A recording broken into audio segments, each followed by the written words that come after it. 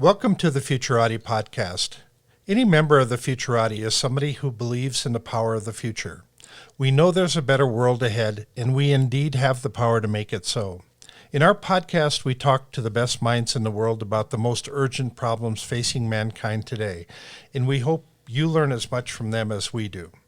I'm Thomas Fry, a professional futurist and keynote speaker. And I'm Trent Fowler, a machine learning engineer and author. Thank you for joining us.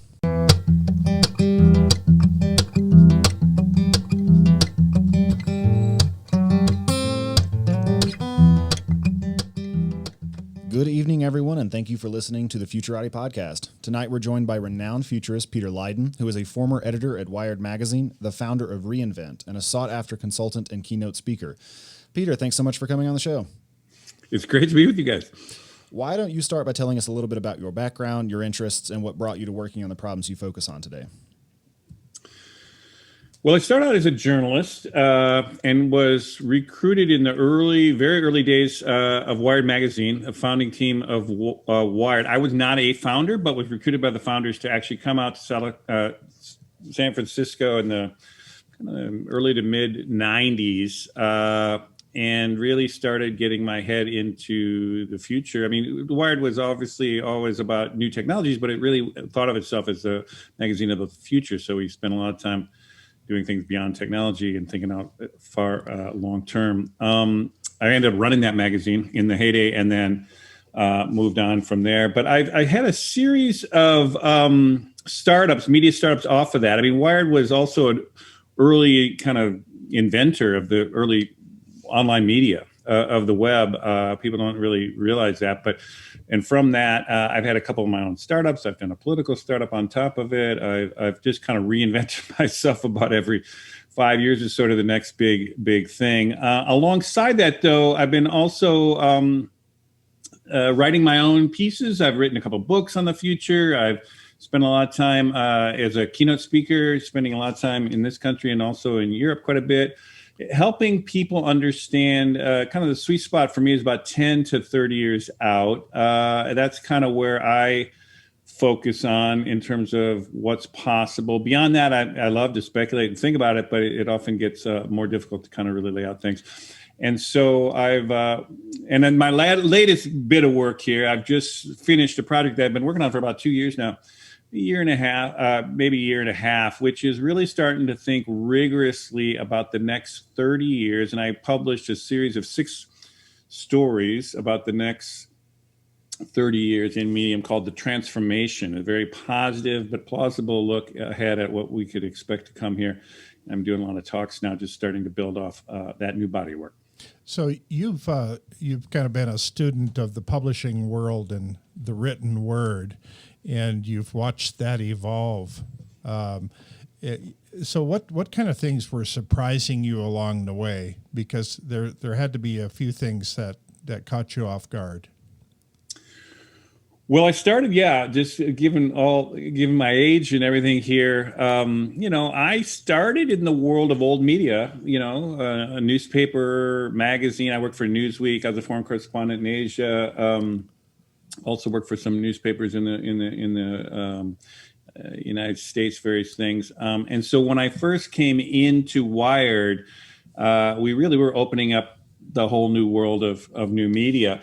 And it's been a hell of a journey. I mean, watching that thing transform. I mean, a lot of it was predicted and kind of understood by the early folks like myself in those 90s and maybe yourself as well, looking ahead. But what I did not foresee was how what I saw as a generally democratizing, decentralized, and generally positive development in media. I was not anticipating how that could get out of control in the last 5 years or so, and really lead to a lot of the kind of difficulties in online media, but also a lot of the techlash. It later kind of really contributed to people's kind of really having a hard time with really the technology companies behind it. So that was something that really did surprise me. Like a lot of folks from back in the day, particularly in the 90s, we did not foresee how that was really going to play out in that way. So anyhow, we got a lot of reworking to do right now, and I think that's the process we're going through right now. Yeah. Do you see some sort of a global authority that's going to try to regulate this? There's been a lot of talk about that. Yeah, well, I think there's a bunch of things, and in my latest work, I was trying to actually look out in a positive scenario of how this could develop. I think one way that's going to happen is there's going to be essentially a certain that the infrastructure of the internet is essentially going to be seen as a utility at some level over the next 10 years. And I think a lot of the platforms that control it now as private entities are essentially going to, at least the core businesses that have to do with those utility functions, like, basic things like search or basic things like just, connecting up to basic information, that I think they will be quite heavily regulated. Maybe heavily is the wrong word, but much more regulated than they are now. Let's put it that way. Because they're seen as essential services, and there will have to be something beyond the kind of whim of a founder or even a kind of a company's board or whatever to decide these things. I think that will take on a more public kind of oversight.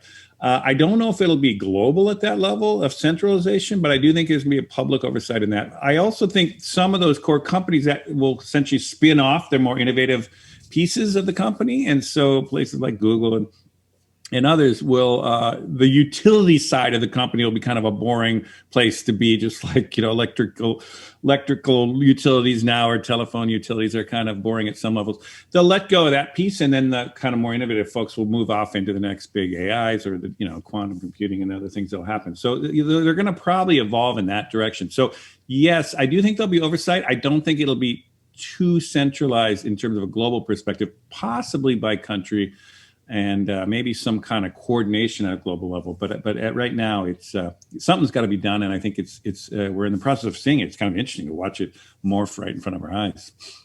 I find that interesting. So what are the pieces of evidence that lead you to believe that this trend is unfolding, that more and more people are going to consider search engines or the basic infrastructure of the internet as a public utility, and that governments are going to take over regulating it? I mean, you hear that, but I'm just curious, do you see actual steps being taken in that direction?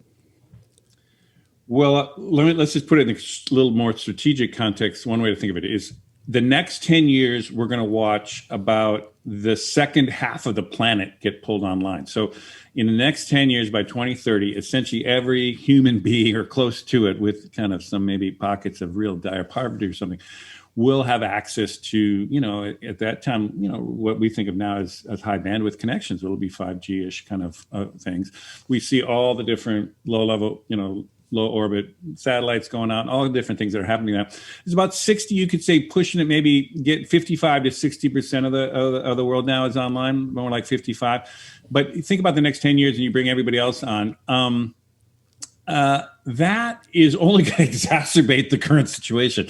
I mean, in terms of if nothing's done. So there's one level bigger way to step back and say, if we think this is going to be a problem now, and also the people that are being pulled on now, the next half are going to be they're not going to be the global knowledge workers and kind of upper, well-educated folks. It's going to be, a lot of just everybody is going to be on. And so I think that level of things is going to cause a level of problems that we got to just really get into this differently. One.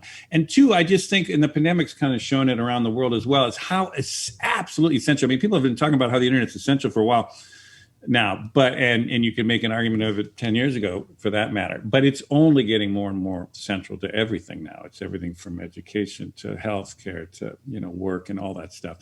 And so I think once it gets that fundamental, I think it gets into the place that almost all societies get to, is once something is so fundamental to the basics of your society, roads and electricity and plumbing and all kinds of stuff like that, the wide open businesses that pioneered those spaces get kind of controlled, usually in public utility ways, or even taken over by governments, because they're just become a thing that is not about entrepreneurial energy. It's more about just maintaining basic fundamental infrastructure. And I think we're in that place now, watching that happen, which is why it's so interesting to watch now these startups that literally started some of them, Facebook's only about 15 years old. Those kind of folks, they really have they grew so fast and became so powerful so quickly that I think they were born in this ethos of, well, we can do anything, to now we're so fundamental to the day-to-day life that something's got to happen. And so we're watching this kind of new reality just go crashing down on everybody. And so I think in 5 years, certainly within 10 years, these issues won't be the same issue. We won't be calling Mark Zuckerberg in for this, or we won't be calling the Google guys in for that. It'll essentially, that will have evolved the industries, the fundamental industries of these infrastructure industries. And then, like I say, the tech elite or the most innovative segments of those companies won't be sitting there worried about just the basic plumbing, but they will move on to the next level of space flights and all the other stuff that we're starting to see these guys are to get into. So anyhow, it's just a process we're in the middle of it. A lot of times, I think what I often do with my writing and my books and my speaking is just always pull back into a big picture look, try to understand the story of our times is more like an historical story told from, 50 years out or even longer out. The way we look back on World War II or what happened, oh yeah, in the Great Depression, World War II, and after the war, we built the interstate highway system, and oh yeah, we did this and that. It's kind of seen now as just clear and obvious and makes total sense. And I think that's the way people will talk. So when you kind of adopt that framework, like what will people in 100 years, looking back 80 years on today, how will they explain what's going on? They'll say, oh yeah, that's when the internet was young, it exploded. We brought another half of the world onto it. We had to really radically rethink it. It had to become more like a utility, and ultimately the tech companies had to be shed those kind of functions and move on to the next level of innovative spaces, which inevitably are opening up. Yeah, I know you've been doing a lot of work on kind of the changing demographics of the world, and I just finished a column on the de-urbanization that got triggered with the COVID era, and we're seeing lots of people that are leaving the big cities and moving to other parts of the country in the U.S.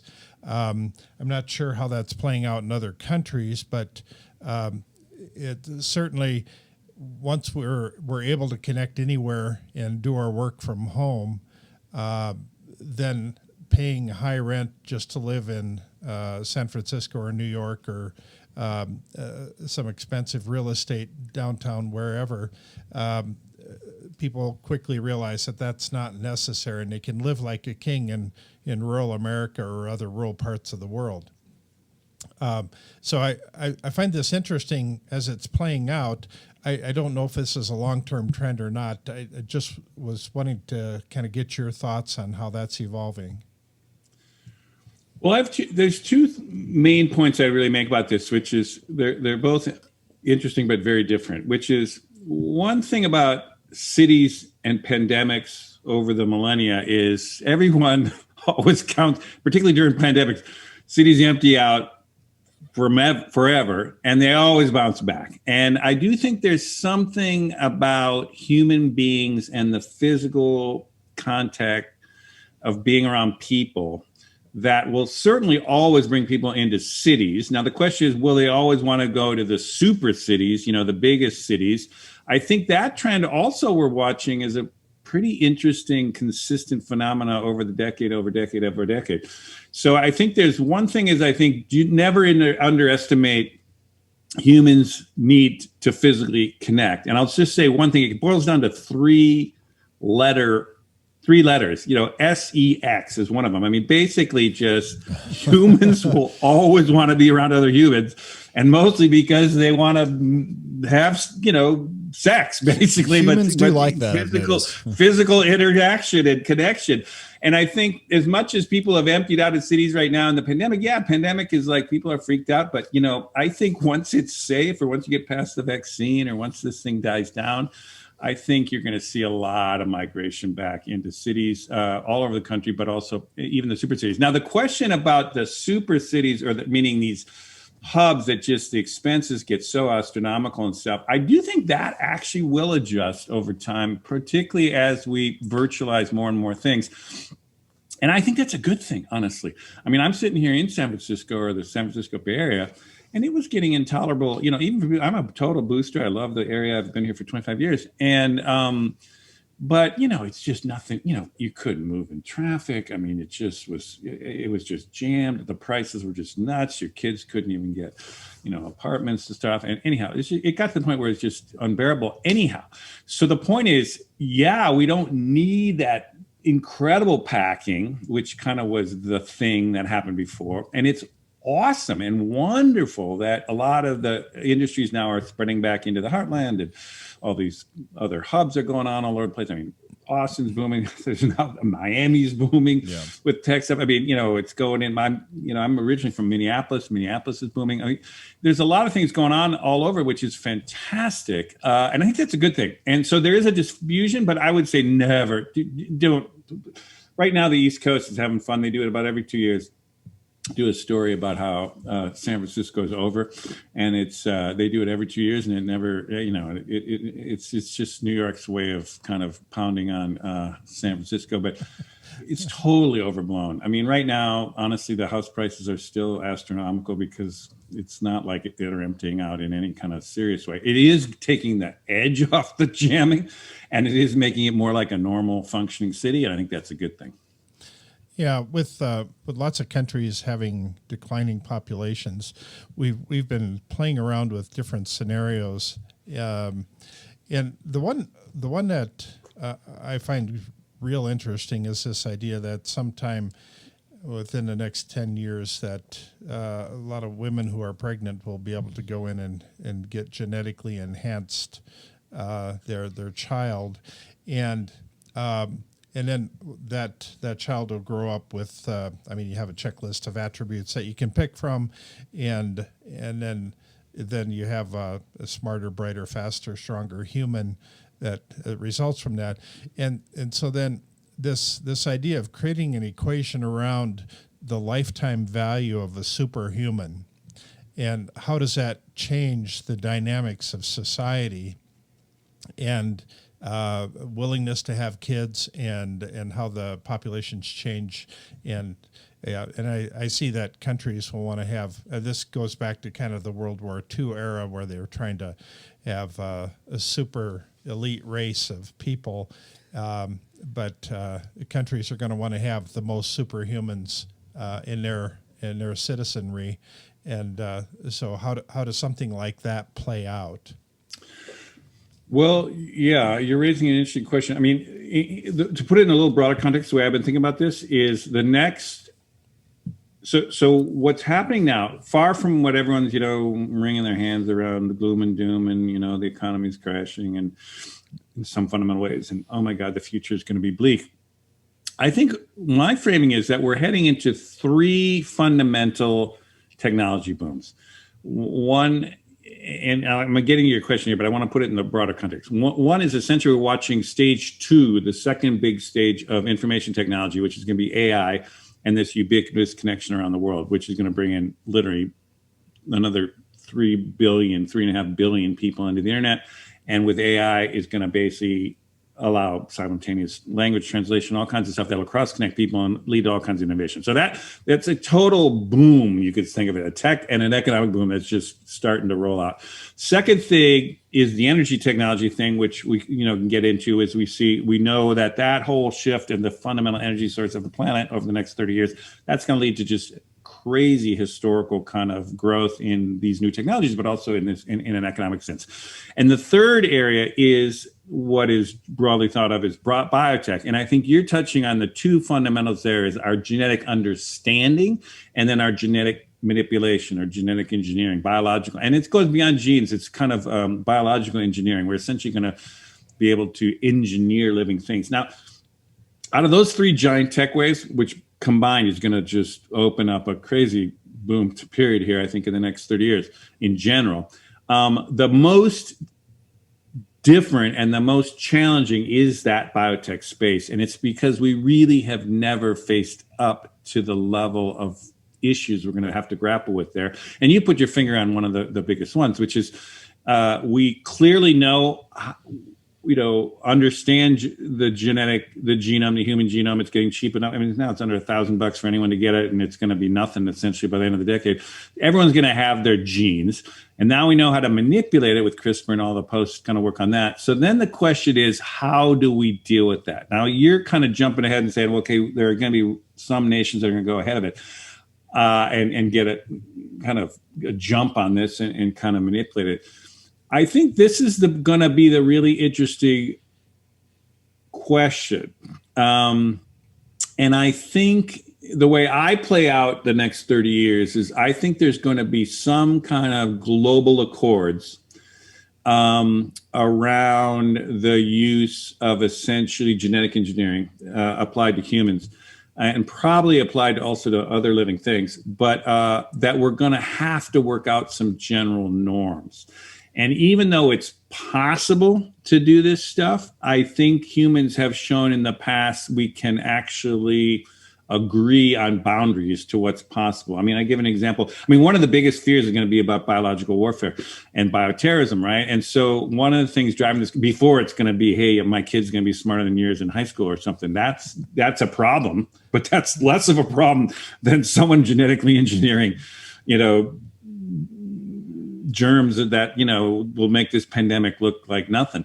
And so it's going to put an insane amount of energy and focus of the global community on how to deal with these boundaries. But in I talked to a lot of biologists about this, a lot of geneticists about this in the work that I've been doing recently on these projects. And there's some interesting analogies. For example, after World War I, with the chemical warfare, I mean, chemical warfare is simple, relatively simple to make. I mean, it's just kind of like, it's people say, well, it's so easy to kind of, play with, viruses in your basement on some basic, biology kits. Right. Well, it's also easy to kind of make, nerve gas or something out of basic, chemicals. And so there's not a reason to it's so complicated, like nuclear, engineering might be more complicated. But it was like we came to a consensus around chemical weapons that has really held, with a few exceptions, Saddam Hussein was supposed to be developing them and a few things like that. We've basically spent 100 years with that essentially locked down. And no one's really broken that in any kind of serious way. And people don't really worry about that anymore. And I think it's not exactly a parallel, but I think it gives me hope that I do think that there will be, particularly around the very dangerous edges of biological engineering, that we will make some kind of accords. And I think in the context of that, we will get to some of these issues that I think are less threatening in terms of existential threatening, but it'll be related, which is, okay, well, if we're going to ban that and we're all going to agree to that, what are we going to do about enhancing humans? Or what are the limits of that? Or what's the boundaries of that? Or what's what's the norm at some level? Now, that's not going to stop some rogue somebody from, jacking up some people. And so that's just the crazy future we're going to have to deal with, I think. But on the other hand, I think in general, society can deal with that knowledge and can evolve its kind of norms to actually deal with it. And so I'm less worried about that after talking to a lot of biologists, honestly, and geneticists than I am when I started working on that project. But that's kind of where I am at. That's a debatable thing, and others got to have a strong opinion against that. But I'm generally more positive about that than others who are quite fearful.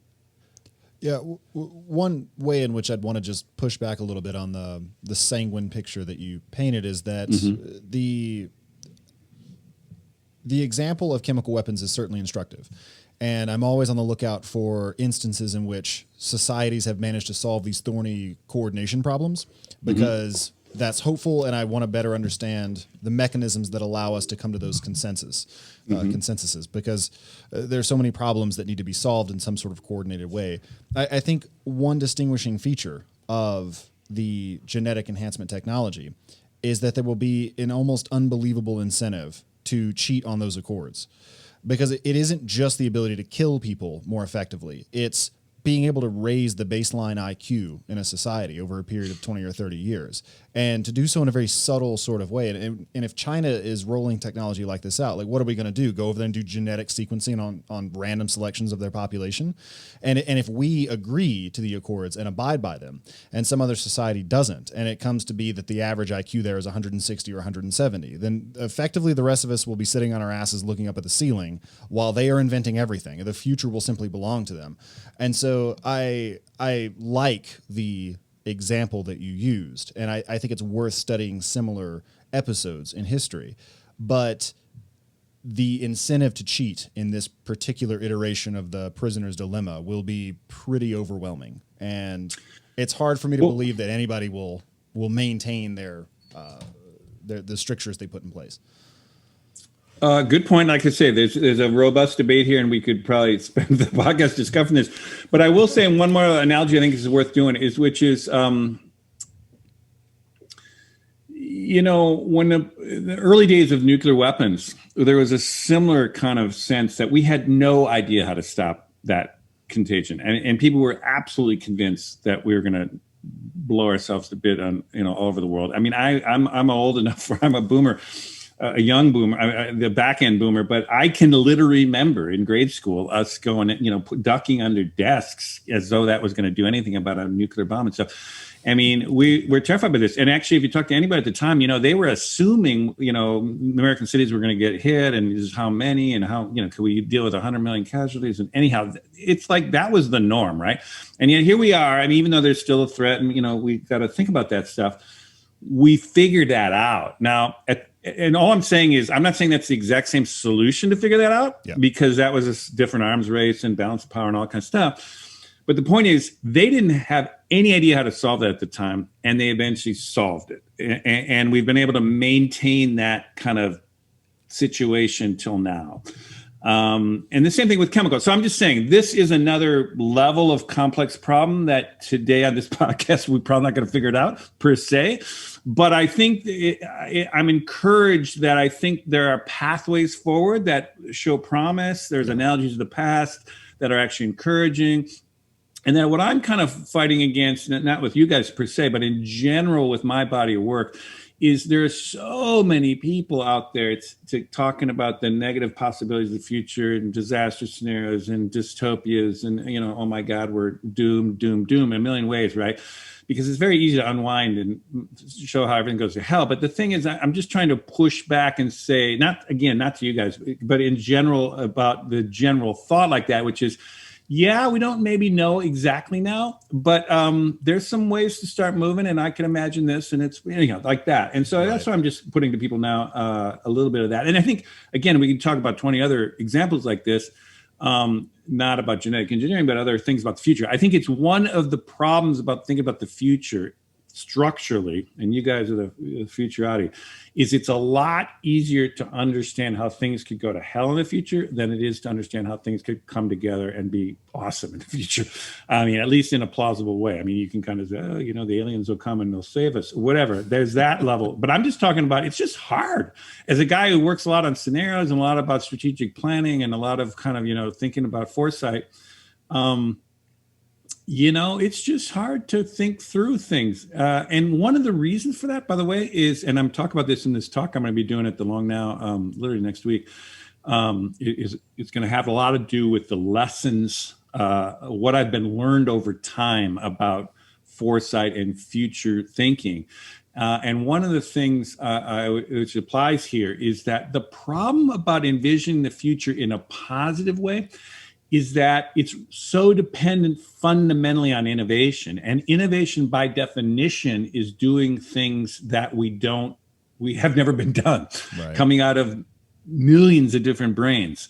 And so one brain today thinking ahead over the next 30 years, which I just was doing, it's impossible for me to project all the innovation that's going to come spewing out of, all these things in the next 30 years to solve this stuff. But inevitably it'll happen. Not inevitably be positive, but there will be this insane amount of innovation. There's one little anecdote I'll put to you guys is Brian Eno, 25 years ago, wrote a book. It was a journal of his life. I don't know if you tracked it at the time, but he just reissued the book this year.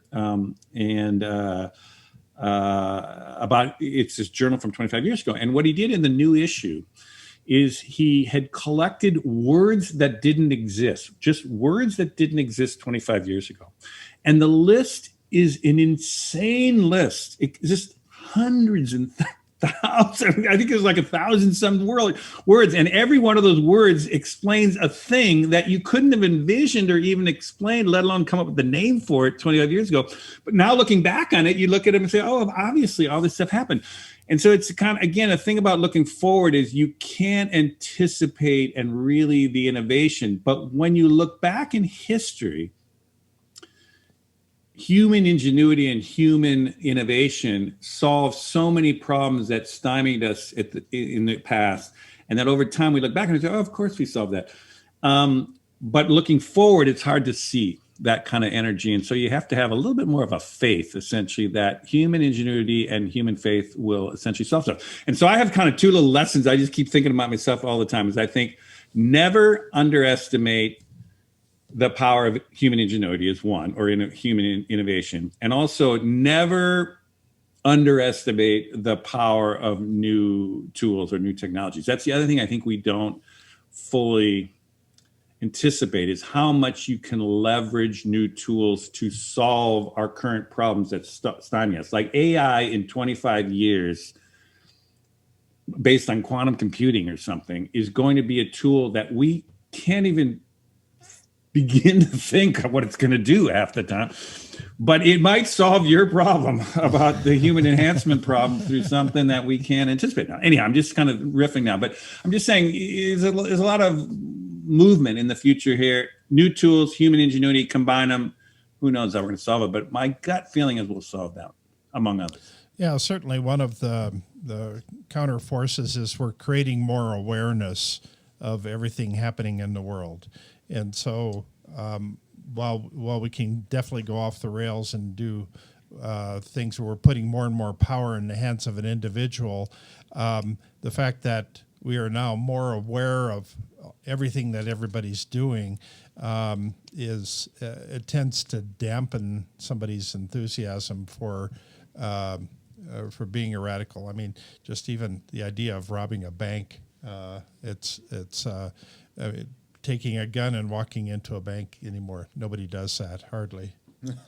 Because of video. Well, that's the bank thing. But, this is the other thing about, we didn't really think about this when, Jobs, invented the iPhone or something, or however you want to think about that.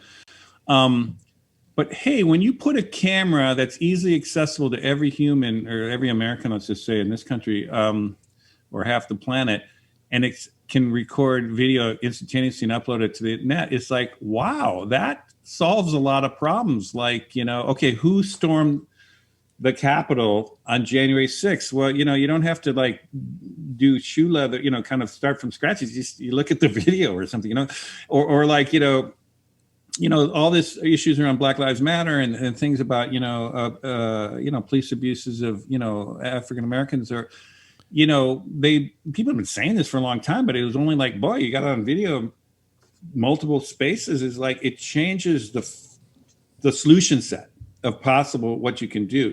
And so I think there's just a lot of that stuff that we're just starting to sort through here now. Like, what happens when you're living in a world that, can pick up. And so it even gets back to your biological engineering thing. It's like, we'll know who's biologically engineered. What if those people are shunned? Or what if those people are, weirdly discriminated against in some way? Or what, it's like, there's a lot of double reverses on that it wouldn't automatically be that those people would be awesome in this great situation. They might be pariahs and complete, it might be the opposite problem. It's like, how are we going to treat these poor people who are now can't, even get a job or something? Anyhow, I'm just saying it's a crazy fluid situation that we don't really know how it's going to actually play out.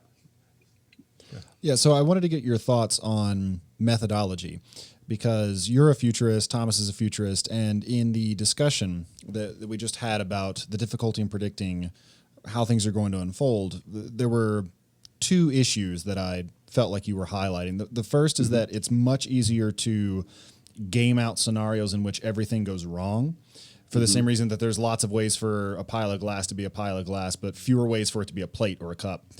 And then also, it's extraordinarily difficult to forecast innovation and to figure out the different ways in which people will solve problems or use tools creatively. So I'm just wondering how you get any purchase on this task at all. How do you track different trends? How do you single out which ones you think are going to be the most consequential? How do you think about the ways they interact? Walk me through your process for that. Okay, and actually, there's my latest project, this transformation series, which is you can see it as my next book essentially, but at this stage, it's a series of 6 stories out there, about 25,000 words. What I basically distill. Let me step back to this another way. Is my first book it started in a cover story in Wired in the mid '90s called The Long Boom, and it was essentially a story of the future history of the world. It's actually started from 1980 to 2020, but I was writing this in, let's say, 95. So it's the middle of that period, and I had 25 years ahead of me. And it was a cover story in Wired, very influential at the time, and made people think differently about what could play out in those next 25 years. It became a book, went into many languages. And so anyhow, and I spoke about around that for many years after that. Anyhow, the point being is, here it's 2020, right? And so went back into the work I had done before and said, okay, well, what had worked, what was accurate, and what wasn't accurate. So it's an interesting little device that could make me, because I was the guy who wrote it and reported. I had a co-author, by the way, Peter Schwartz. So, but I was basically wrote it, and so in this project, on my own, I said, well, I'm going to do the same process going up to 30 years to 2050. And I was essentially going to learn from that last process. So long and short of it is, what did I learn? One of the things that was interesting about the last piece, the book, and you think of it as stories I did, was that the general technology trajectories and the general economic through lines basically were accurate and held. So, for example, if you started in the mid '90s, there was literally 25 million Americans online, basically, and essentially now it's 4 billion, right? Well, in the mid '90s, we were thinking, okay, yeah, it seems small, and most people are barely getting on the email, and they don't even know what the heck it is, and what's the internet, what's the web, and stuff. But we could see how that could play out. Now, we didn't know exactly how it was going to play out, but you could say it's probably going to get like this, and pretty soon everyone will be on, and ultimately it'll go through some wireless thing, and it would kind of be on your phone, and something comparable to that. And anyhow, you could kind of see the through line. Well, in fact, totally played out. You could also tell other things. Well, if all these booming tech sectors are going to happen, then it's probably going to drive productivity in the economy, and the economy will grow. And anyhow, we could probably have some economic boom, and since there's no borders in this situation, it's probably going to be a global boom. And anyhow, you can play that thing out, and you look at the economic numbers over the last 25 years, and it kind of pretty much played out. Well, China, okay, what's kind of China? Well, China was only $1 trillion economy in the mid '90s, right? And it's now about 14, 15 trillion, right? And so we said, well, given where they are and what they're trying to do, and bringing all these people off of poverty and from the peasants into the cities, and I bet they're going to become a superpower, and they'll be maybe even challenging the United States in 25 years. Anyhow, you can kind of lay that out, making it happen, right? So there's a lot of through lines into this thing.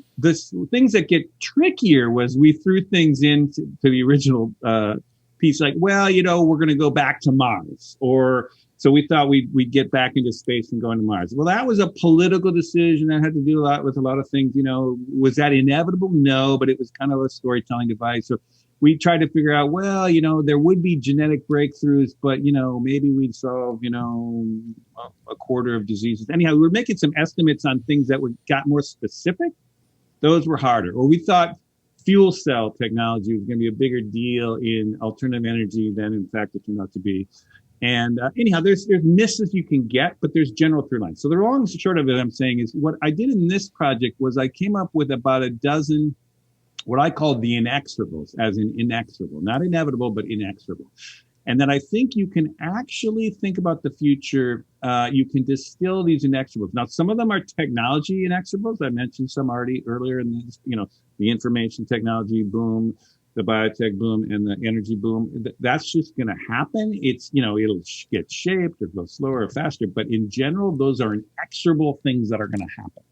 And you can just count on them, right? There's also demographic things. We know that the boomer generation is literally going to die off at this period, and the millennials and the Gen Zs are going to basically take over, and they're going to drive stuff. So you can see, well, what are those younger generations interested in? Well, they're much more interested in racial diversity and inequality and climate change. And so, and what were the boomers all obsessed with? More other individualistic kind of things, and, climate denial, and, a bunch of stuff that, is going to go stage left off. And so you can kind of actually play with these experts. Say, okay, that's probably going to happen in politics. And anyhow, you can kind of go through a bunch of them. I came up with about a dozen that affect America in the next 30 years. And I actually came up with about maybe half a dozen for globally. And if you actually take them in motion and kind of play them out, and then you start to see how they could interact.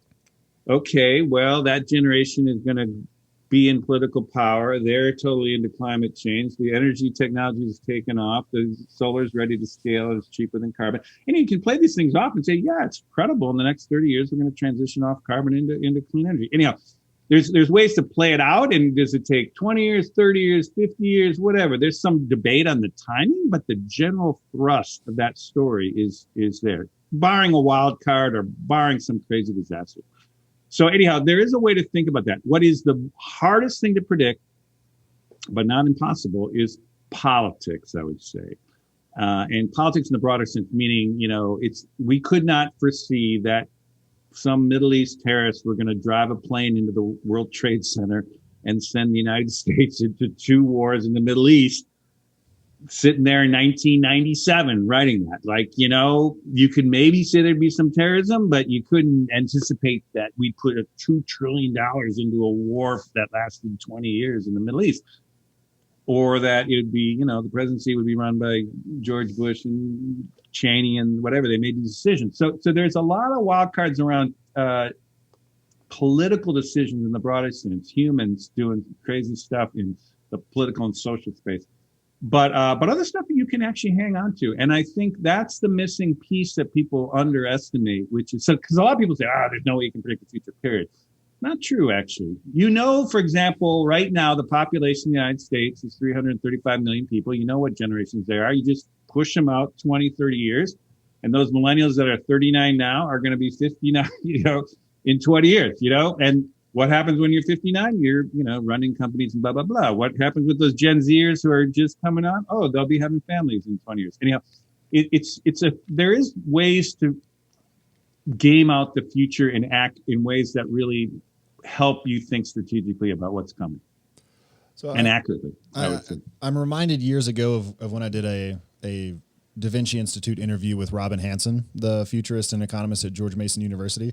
Mm-hmm. And we spoke for like 2 hours. But one of the things that really stuck out to me was I asked him a similar question, and his answer in essence was something like, well, find trends and assume they'll continue, because they usually do, right? And eventually this will go off the rails, but for the most part, whatever is currently happening is a trend will probably continue to happen. And if you just assume that, you can do a lot better than other people in trying to prognosticate. That still leaves the question of how you find the trends. So do you have some methodology for figuring out what you just said with respect to how demographics change, or what the younger generations prioritize compared to older generations? I do. And one of the things that happened to me after I worked at Wired Magazine, I went to a thing called Global Business Network, which was a futures think tank. Think of it as a strategy consulting firm that was founded by, among other people, Stuart Brand, who's kind of a legendary future-oriented guy, creator of the Whole Earth Catalog and a bunch of things. He's really an American original in many ways. Anyhow, I worked very closely with him for 4 years at this Global Business Network. And one of the things that it was called Global Business Network. And why was it called network? Because the methodology that GBN used and that Stuart essentially perfected, Stuart Brand, was you have to identify a network of what he called remarkable people. There's others in this space that also focus on this. And the reason they use this kind of amorphous word, remarkable people, is there is a group of people that I've come to understand. It's kind of, you know them when you see them, but essentially they're innovators. They're usually experts in a space, but they're innovators and they are forward thinkers, and they tend to think about the future more rigorously and more consistently than other experts. So there's experts, like a lot of academics, for example, are experts in their fields, but they're thinking backwards, or they're meaning into the past, or they're kind of they're not thinking innovatively into the future. And so let's say out of 100 experts, there's maybe 10 of them or something that would fit this category of looking forward. Anyhow, if you identify these people over time, and some of them who are really good are well known, and you kind of keep going back to them, there's a way you can stitch together essentially a network of minds, of creative minds, innovative minds that help you envision the future. And what it really does is sniffs out kind of your question, what you're asking, is they are the ones that normally tell you what, or give you a hunch. They say, I saw something like this happening. It's not been really remarked on, or I haven't seen articles on this, but this seems to be something that's interesting and I would look closer at. Or they'd have maybe looked closer and they'd give you some idea, but whatever. Or maybe there is an article or two and, they connect the dots on them and they'd say, if I were you, I'd be thinking about this. The long and short of it is like the way you kind of triangulate on what's important and what's emergent that's really worth watching is essentially through networking. I mean, you guys your podcast like is a good example. It's like, now you've got me coming in and I'm telling you everything I know, and you get someone else next week, and but over the course of a year you're getting all these like people out there looking at a million things, right? And pretty soon you can actually triangulate and say, well, I saw this pattern going on with these 3 people who kept talking about this thing, and those 6 were related to it. And anyhow, you pick it up, the signals through the noise. And that's the second methodology I use. So I use it's an exorable thing. That's usually often based on data or information and stuff that you can get through other secondary sources and stuff. But this is essentially through interviews. And so my entire career from a journalism, but also all through my futurism years of the last 25 years, is I've almost always had something like you guys got I often have an event series where I'm interviewing people, or I'm hosting, or I have a roundtable series, or if it's online, I pioneered some of the early roundtables and video and various things with my last company, Reinvent. I'm always picking the brains of everybody, and if making money off it somehow, you got to always figure out a way to get money on it. But basically, the uber effort is to kind of stitch together insights from many different people and many different sources.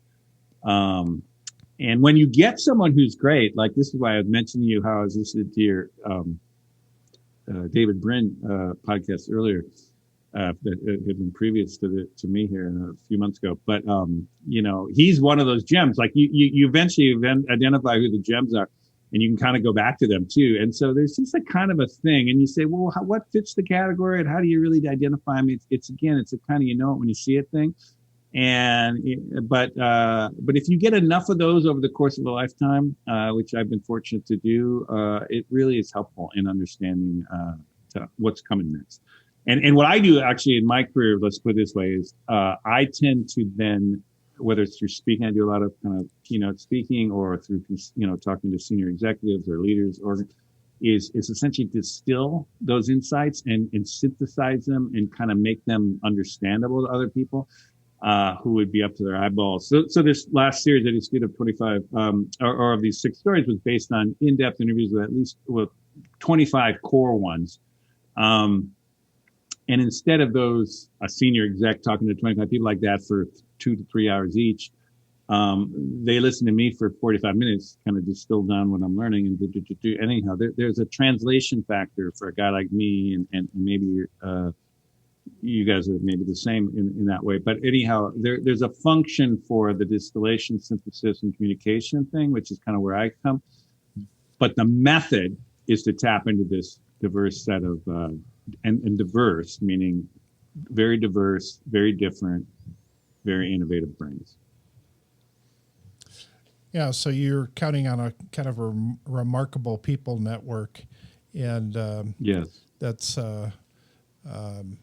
not one of the formal methodologies that typically gets listed, but it makes perfect sense, though.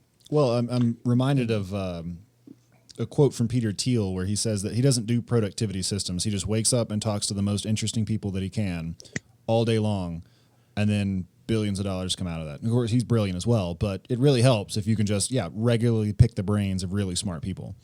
Yeah, no, and literally, I started as a journalist, but if you really go into my history, I've always been a very gregarious guy and super curious about a million things. And so, like, when I was a young kid, I used to do a ton of hitchhiking. I mean, when I talk about hitchhiking, I'd like hitchhike like 50,000 miles. I once added it up in, all the United States and in Latin America and Europe. I hitchhiked from one end of, the tip of Europe to all the way to the tip of Cape Town once.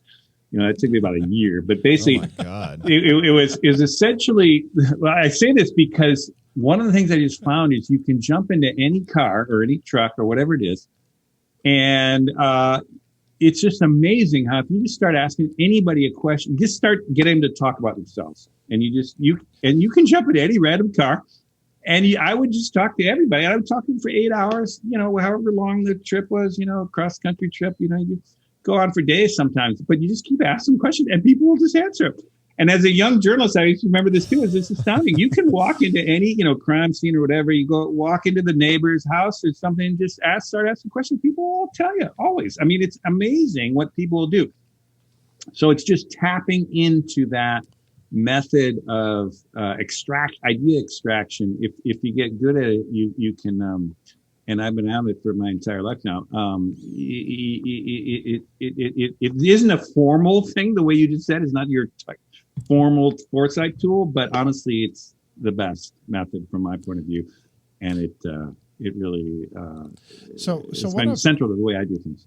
So one of the ideas I've been focused on a lot lately is that with COVID, we have a lot of people that are unemployed and underemployed, and countries are going to want to figure out some way to put these people back to work, because we don't want a lot of people just sitting around. And so the idea of taking on mega projects and investing in big overarching, whether it's infrastructure or space tourism, or there's lots of different directions we can go with this. But the idea of mega projects seems to be it seems to be kind of floating out there in the thinking of a lot of people at the moment. I'm not sure anybody's figured out quite how to ground it in a way that makes good sense, but it seems like that might be a logical direction we're headed. I was wondering if you had any thoughts on that as a possible direction. I think you're totally right about this, and let me give you my hand on this. Here's the way I think about it. When I told you that what I told you about how predicting politics is usually the difficult thing to actually predict. That is true in terms of individual decisions or, a piece of legislation, all that kind of stuff. So in that respect, it's hard. But I will say this is politics you can analyze it, and there are patterns in politics, big picture patterns in politics that work over a historical long period of time that gives you insight into the general thrust of what will happen in a different particular era. Now, I'll give you one example. When I was a young kid, I was fascinated by this thing. It was Arthur Schlesinger Jr. basically come up with the concept of the political cycles of American history. And I have so I've been fascinated by this since I was a young man, but not just his specific way, because he had a specific way of thinking about these cycles. I think of these cycles as a little different than him. But in general, you can analyze American history in a series of, I would call them closer to 40-year cycles that essentially are built on the rise of new coalitions of interest, and that are also based on generational change, the rise of a young generation and the falling of a different generation. And these things, for whatever reason, they roughly tend to be about a 40-year cycle. And I'll give you an example of how this works. And the reason I'm kind of saying this, it has a point, because it's about what we're entering a new cycle right now, is the punchline. But I'm going to tell you exactly how this works. So, for example, the last big, what we would call a progressive, and by the way, it's a pendulum swing between conservative eras and progressive eras. And these two eras have a very kind of basic kind of structure of their politics, which is progressive politics is usually based on more broad-based populist or people-oriented kind of policies. Conservative one's a little bit more on business and elite kind of things. The progressives are more worried about kind of collective good, and the others are more individual freedom. The conservative areas are more individual freedom. Anyhow, we can kind of see these characteristics of these cycles. The last big progressive one came off of the Great Depression, World War II. That was the great, post-war boom, and that was the GI generation. What's the greatest generation? It's the FDR. With the beginning with the SDR, and it's rolled through to the Great Society of the 60s. Anyhow, people understand that, and they see what the politics was there. That was generally progressive.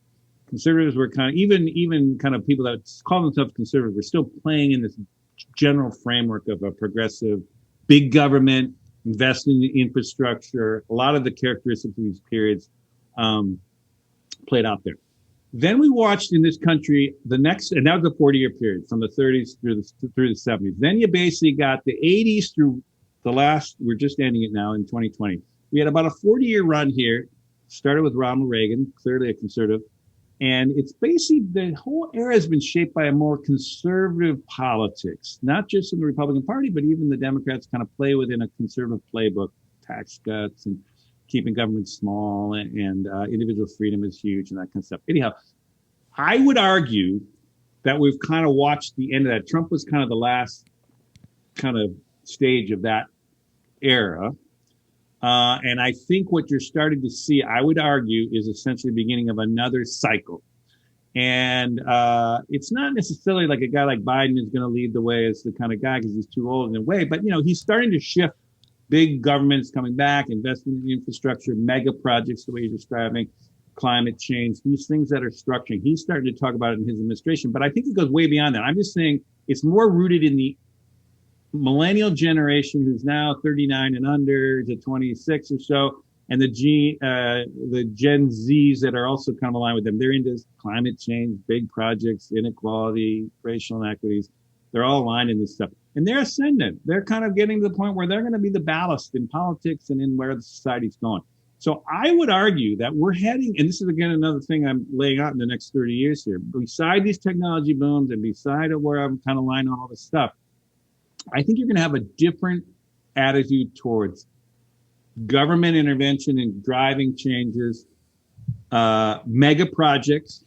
Not all about government. It's not just government builds everything, but essentially you're going to see a different attitude towards a more transformative change, basically. And that's one of the reasons I call the thing, my series is called The Transformation, is I actually think we're heading to not just another triple whammy tech boom, not just another meta economic boom in the next 30 years, but I think we're going to go into more of a societal transformation. I think it's going to be a lot of changes around these issues of, genetic engineering and things are going to be part of that. But I think what we're watching is, I think by 2050, in the next 30 years, we will look back and we will say, oh my God, what we've been through was much more transformative era than we've been through, let's say, in the last 40 years ourselves. Even though a lot of changes have happened, the next 40 are going to be a lot more. And one of the things is going to be, it's going to be a different kind of politics that's going to drive a different kind of more directed transformative change, including mega projects. So I'm completely with you. I think it's totally happening. You're already starting to watch it happen. But that is, and people, listen to the thing about the future. It's a guy like me and you guys, we're thinking about the future all the time, right? Most people don't think about the future. It's like they have no idea how to think about the future. So they always think, well, whatever's happening now is going to keep happening. And in fact, you can say, but someone who's been thinking like me about this, is like, no, we're about to move into a very different kind of period here. And it's got all these analogies of the past, but it's like, get ready for a very different thing. And so I think the 2020s are going to be, I think it's going to be like the Roaring 20s. I think we're going to see a crazy amount of stuff happening here coming off this pandemic, but also moving in over the next 30 years. And it's going to be a delightful time. But in many ways, it'll also be traumatizing because people are not going to be ready, I think, for some of the changes we're going to be forced on us actually in the next 30 years. Well, fantastic. We're coming up on the end of our time here. I wanted to ask you, just by way of closing, given that you are far more sanguine about the future than most of the people commenting on it, could you just briefly tell us what it is that makes you hopeful? What is it that makes me hopeful? Yes. Well, a lot of this whole hour we've been talking about here, I've been telling you things that make me hopeful. But I think that the attitude is this, which is, here's the bigger way to think about this, which is humans have been wired from the beginning to hear every rustle in the bush is a danger. And so we essentially, the minute it's been a survival instinct to focus on immediate danger and freak out and do something. And the people that freaked out about that rustle in the bushes, 5 times out of, 6, it was nothing. It was a breeze, and so the guy who was ignoring the rustle does fine. But, that one time it's a lion, and that one who freaked out essentially survived. And that person gave birth to the next generation and taught their kids to listen to the rustle. Anyhow, we've essentially bred a species that is constantly freaking out about the rustle in the bushes, which is the latest tweet, the latest, news report, the latest, whatever it is. And that's how we're wired. It turns out that even though that's how we're wired, that's not really an accurate way to understand the history of humans. It has been, from my way of seeing things, an almost unremitting story of progress. Now, granted, it's backwards, we get setbacks and there's wars and there's these things. But in general, particularly in the last 200 years, it is undeniable that there has just been an upward trajectory of general society, and that you would be insane as a person, at least in the United States, to say you would rather live in any other period of time. I mean, even back 40 years, if you're a woman or a person, gay person, would you want to live today or would you want to live 40 years ago? And would you want to live if, anyhow, you can just go back, and there's a million ways to just say, we have been living on an upward trajectory of progress forever, I would say, but essentially, certainly in the last 20 years, it's been unmistakable. And so when we look into the next 40 to 50 to 80 years, to me, there's absolutely no reason to think that we're not going to see the continuation of progress. And I think it's the only thing that, or one of the main reasons we're not seeing that, is this wiring problem.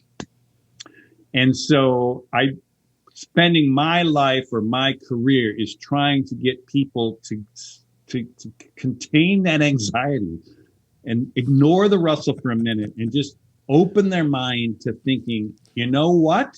If you look back, look where we've come. We're going to go forward and look at where we could go here.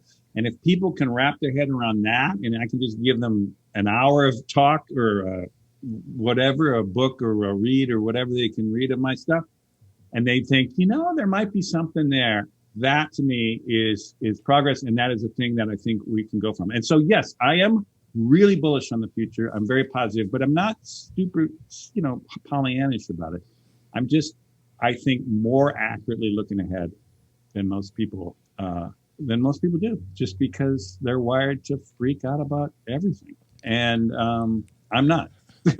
So that's why I'm hopeful. I'm hopeful, but I'm not just hopeful. I'm very confident that humans are going to solve climate change, solve the evolution of kind of global capitalism in a much more equal kind of, solve the gross inequality of economics, ultimately deal with even racial inequities, and we'll certainly get beyond this pandemic. I mean, anyhow, we're on a road to a much better future, and people should really wrap their heads around that now.